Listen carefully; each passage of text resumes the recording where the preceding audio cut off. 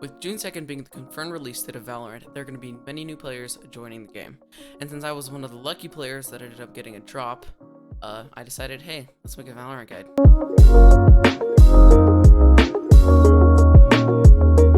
Now, before we get into this guide, I just want to say this is what we're going to be covering today, so yeah, let's just get straight into the guide. Now, if you've been living under a rock and have never heard of Valorant, this is basically the overview of the game.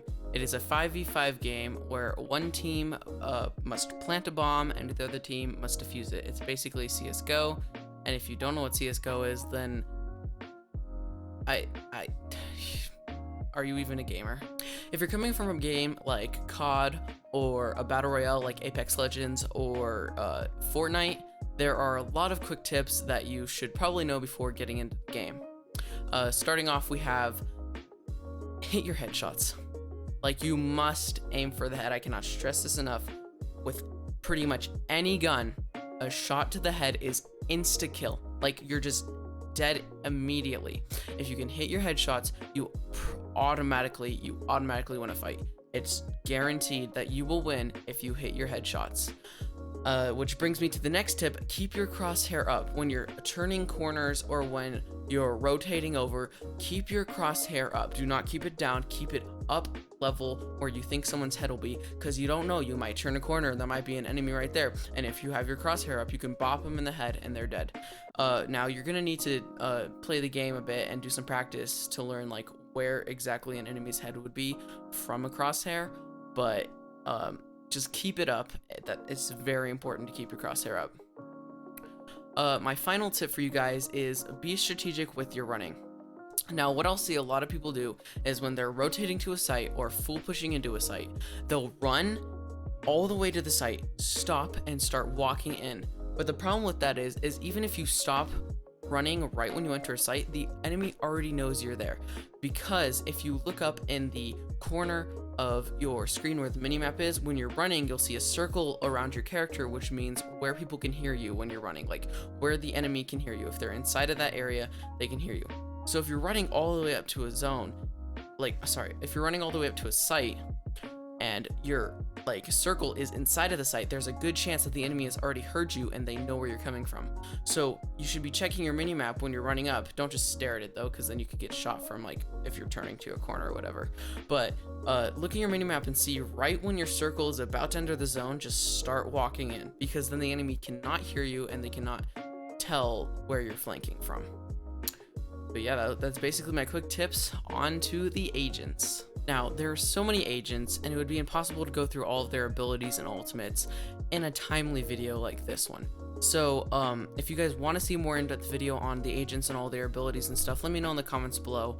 But for now, I'm just going to tell you what the agents are, and you can look up their abilities for yourself on the internet if you would like, because there's just so many, and it's really hard to go into all of their abilities and their ultimates. Now, if I'm looking down a lot and not looking at the cameras because I have my script in front of me and I could not memorize these agents for my life. But anyways, we have Breach, Brimstone, Cypher, Jet, Omen, Phoenix, Raze, Reyna, Sage, Sova, and Viper. All in all, there are 11 agents. All of them have different abilities, different ultimates. All of them are very useful for different specific things. You've got sentinels, you've got attackers, you've got...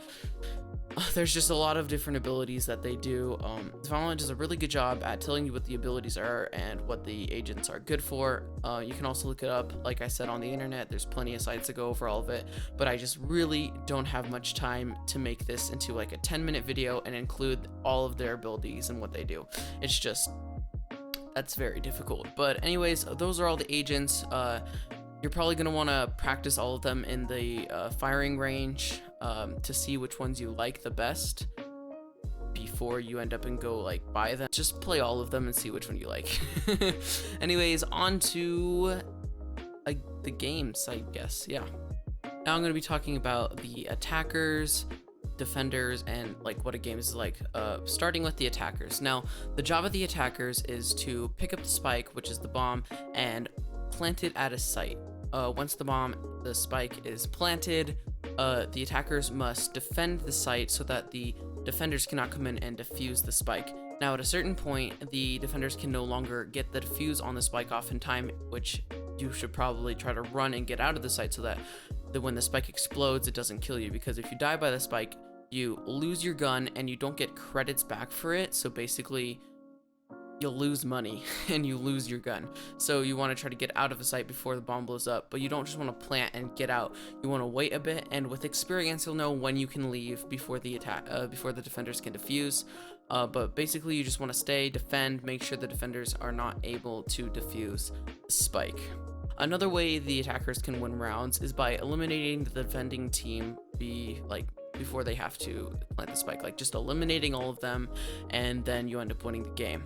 Now that's a bit more difficult. Sometimes you're with a really good squad though, and you're playing against a garbage team, so it can be a lot more sometimes easier, but also it's not always as simple. It's just easier to usually plant and then defend the spike. But yeah, that's basically what the attackers do, and let's move on to the defenders. The defenders, their job is to either eliminate the attackers before they can plant the spike, or defuse the spike. That's basically their whole job, and it's very simple. I don't really have a lot to say about the defenders, but one thing, as a defender, you want to have a decent amount of players spread out around the map. Usually I do 2 players at B site, 2 players at A site, and then 1 player goes mid and doesn't really push mid, but just makes sure that they're not pushing, that the attackers aren't pushing through mid. And if the attackers are pushing through mid, it's very easy for them to notify their teammates so their teammates can push into mid and take out the attackers. One thing is you want to stay at your site even if there's attackers at one site until the bomb has been confirmed to be at that site. Then you can start rotating over. Those are just some tips that I recommend if you are on the defending team. Besides that, what I already said is the job of the defenders. This game is very simplistic, not in the sense that it's an easy game, but it's very easy to understand how the game works and how it plays, especially if you've played CSGO or Overwatch before. Anyways, that's it with the defenders, and now just an overview of what your games are going to be like. Now, how each game plays out, you have every single match starts out the same. So basically, at the beginning of a match, there's a buy phase, which can last from 30 seconds to 15 seconds, depending on if you just started the game or if it's the next round. Basically, in the buy phase, you buy abilities, you buy shields, and you buy guns. Also, you want to be careful with your econ. Let's say all your team is full buying, which means they're buying an assault rifle or an operator with full shields. Then you probably want to buy the same. And if your team's half buying, they're buying a SMG and half shields, then you're probably going to want to buy that as well. And sometimes your team is saving and you probably want to save with them, they're only buying a pistol, maybe some half shields. So it's very good to have good econ and just work with your teammates. And it's a lot better if everyone is saving one round than one person full buying, one person half buying, and then another person go and just pistol, so you want to try to play the buy phase with your teammates and just keep your econ well, is what I'm trying to say. The next phase is after the buy phase, when the attackers push a site and plant the spike, or when the defenders they rotate over to a site that the attackers are pushing, or they defend their current site if the attackers are pushing at that site.